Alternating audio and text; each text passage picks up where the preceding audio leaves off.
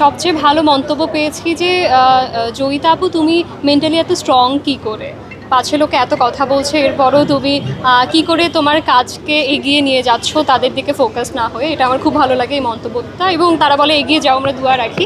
আর খারাপ মন্তব্য বলতে গেলে খারাপ বেশ কটি আছে, আমি স্পেসিফিক্যালি কোনো খারাপ মন্তব্য বলতে পারবো না, বাট যখন কেউ চুজ করে আমার বিষয়টা ভালো লাগে।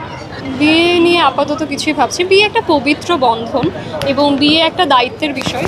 এত বড় দায়িত্ব নেওয়ার মতো আমার কাছে মনে হয় না এখনও সেই পাওয়ারটা এসছে বা ওয়েপনটা এসছে।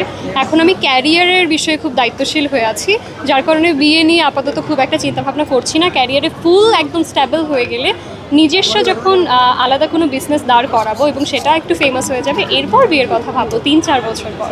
যারা তার পার্টনারের কাছে খুব সত্যবাদী এবং সব কথা বুক ফুলিয়ে বলতে পারে, কিছু লুকোয় না এবং কোনো মিথ্যে বলে না, এ ধরনের ছেলে আমার ভীষণই ভালো লাগে।